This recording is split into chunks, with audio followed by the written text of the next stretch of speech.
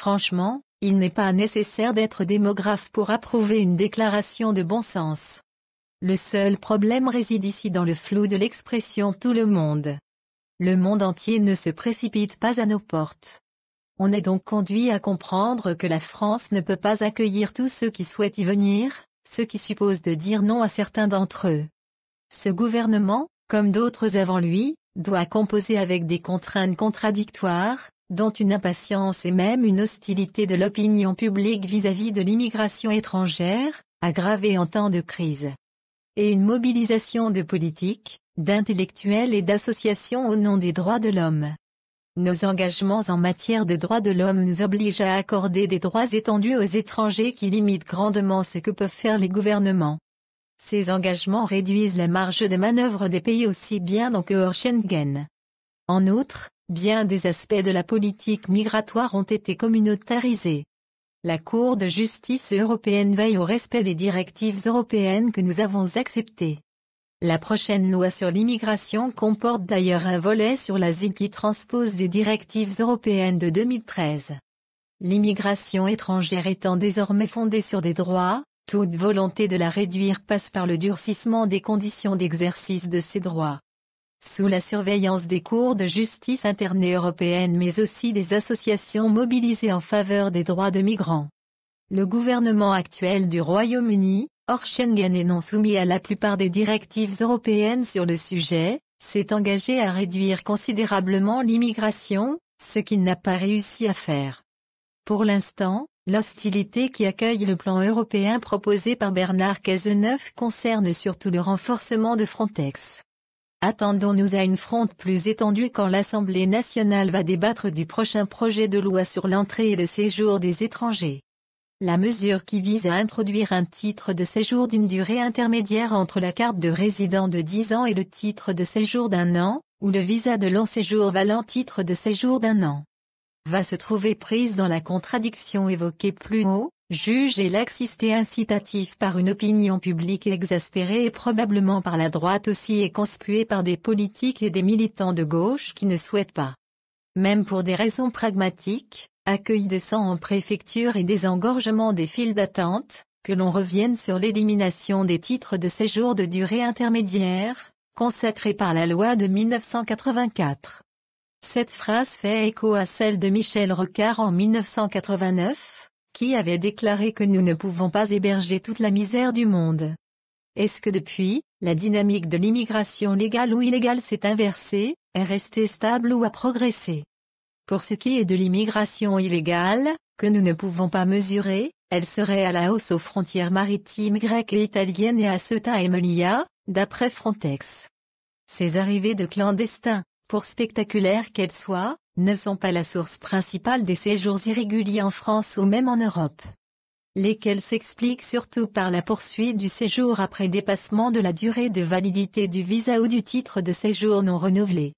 En 1989, lorsque Michel Rocard fait sa déclaration, nous sommes encore dans une période de relative stagnation. La population immigrée ne s'accroît guère globalement, même si la population d'origine européenne rend des points à celle qui ne l'est pas. Les flux migratoires ne sont pas très élevés et la proportion d'immigrés stagne. Cette stagnation aura duré près d'un quart de siècle. Avec les années 2000, la France connaît un nouveau cycle migratoire. La proportion d'immigrés s'accroît en moyenne annuelle comme durant les 30 Glorieuses et la crise économique n'a pas vraiment d'effet sur une immigration peu connectée à la conjoncture économique. Cette tendance à la hausse ne concerne pas que la population immigrée au sens strict.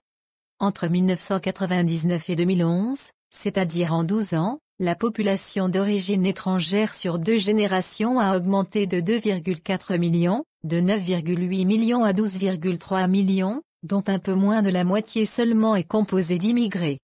Les autres étant nés en France 2,4 millions, cela correspond à un taux d'accroissement de 25% en 12 ans. C'est plus, en valeur absolue, que l'accroissement du reste de la population qui s'est fait, sur la période, au rythme de 4,4%. L'impensé est facilité par le désordre statistique qui favorise l'usage de tel ou tel indicateur, choisi en fonction de ses propres partis pris. Si vous voulez montrer l'inanité des inquiétudes des Français à l'égard de l'immigration, vous aurez recours au solde migratoire global de la France, positif mais très faible parce que le départ de plus en plus massif de jeunes Français masque en partie l'arrivée conséquente d'étrangers. Vous pourrez aussi avoir recours aux données fournies par l'INSEE à Eurostat, que l'INSEE refuse d'ailleurs de diffuser en France parce qu'elles ne sont pas de bonne qualité, mais qui sont néanmoins exigées par le règlement européen de 2007. Ces données ont été corrigées récemment et semblent un peu moins farfelues que celles affichées sur le site d'Eurostat il y a peu, mais ne sont toujours pas satisfaisantes. Mettre en évidence le poids de l'immigration étrangère dans la démographie française, c'est compliqué. Je viens d'actualiser, pour l'année 2011, une estimation déjà réalisée en 1999 sur l'apport démographique de l'immigration depuis 1960. 9,7 millions de personnes manqueraient à l'appel en 2011 sans cette immigration. C'est 3,4 millions de plus qu'en 1999. L'effet du nouveau cycle migratoire des années 2000 y est très visible et explique, en 2010, près de la moitié des naissances dues à l'immigration depuis 1960. L'aveuglement provient aussi de la volonté d'invalider les perceptions communes et de ne pas braquer un peu plus une opinion publique déjà remontée. Les politiques ont conscience de leur relative impuissance pour infléchir la politique migratoire compte tenu du filet de contraintes dans lequel ils se sont mis progressivement dans un contexte de mondialisation qui favorise la circulation. Ils sont également sensibles au discours très en vogue en Europe sur la nécessité d'une immigration massive pour contrer le déclin démographique. Ce postulat n'est guère débattu alors qu'il devrait l'être, notamment en France dont l'avenir démographique n'est pas aussi sombre que celui de l'Allemagne. Bernard Cazeneuve est en pleine tournée des capitales européennes pour réclamer un renforcement des contrôles aux frontières de l'Europe.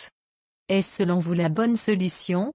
Monsieur Cazeneuve est légitimement préoccupé par les flux incontrôlés qui arrivent de la Méditerranée et remontent jusque chez nous. Il voudrait que Frontex soit plus efficace et prenne le relais de l'opération Mare Nostrum qui a eu tendance, paradoxalement, en augmentant la surveillance en mer, à encourager les traversées périlleuses et les trafics. Sauf à sortir de Schengen ou à le renégocier, ce qui ne semble pas à l'ordre du jour.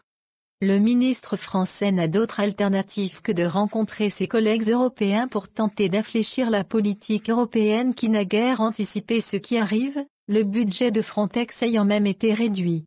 Dans son discours du 15 décembre au musée de l'immigration, le président de la République a minimisé l'importance de l'immigration étrangère en France au cours des dernières années. À plusieurs reprises, depuis 10 ans, notre pays accueille environ 200 000 personnes par an, soit la proportion la plus faible d'Europe, rapportée, bien sûr, à notre propre population. Cette assertion est reprise ensuite sous la forme suivante. Quant à l'immigration d'aujourd'hui, dont j'ai dit le caractère limité, en fait, la première formule fait référence à une comparaison internationale, quand la seconde suggère une comparaison temporelle. Sur le site de l'Élysée, un article intitulé L'histoire de l'immigration et notre histoire à tous consacre un paragraphe à l'immigration en chiffres. Ce chapitre est introduit par une déclaration inexacte, le droit de chaque individu à émigrer et à être accueilli est un droit de l'homme inaliénable. Il est donc important de se fonder sur des constats justes et objectifs. Si le droit de quitter son pays est un droit de l'homme, le droit d'être accueilli dans un autre pays n'en est pas un. Par ailleurs, qu'il s'agisse d'un droit de l'homme ou pas, il vaut toujours mieux se fonder sur un constat objectif de la situation que sur des données frelatées. Cet article énonce l'un de ces constats qu'il croit juste et objectif, la proportion d'immigrés dans la population française est d'environ 8,5%, ce qui est stable depuis les années 1970. Cela représente environ 5 millions de personnes. En fait, cette population immigrée est de 5,5 millions en 2011 en France métropolitaine, dernier chiffre connu à partir des résultats définitifs de la population légale donnés par l'INSEE. Ce qui représente 8,7% de la population, à comparer à 7,4% en 1975. La proportion d'immigrés a donc pris 1,3 point de pourcentage. Mais cette comparaison est trompeuse, car la proportion d'immigrés a stagné pendant 25 ans, jusqu'à la fin du siècle dernier. Toute la croissance est donc à reporter sur les années 2000-2010. En fait, l'accroissement relatif moyen annuel de la proportion d'immigrés en français, dans ces années-là, voisin de ce qu'il a été au cours des 30 glorieuses, voir le graphique. Nous sommes donc entrés dans un nouveau cycle migratoire. Ce que notre président ignore visiblement.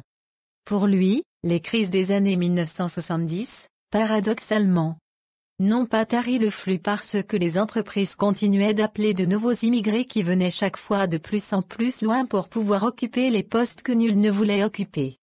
Et ce mouvement ne s'est arrêté que récemment, déclaration contraire à celle de l'article en ligne sur le site de l'Élysée. Le graphique ci-dessous nous renseigne sur ce qu'il en est. Il nous renseigne aussi sur la validité de la comparaison du traitement des immigrés d'aujourd'hui avec la manière dont ils ont été traités pendant les années 1930.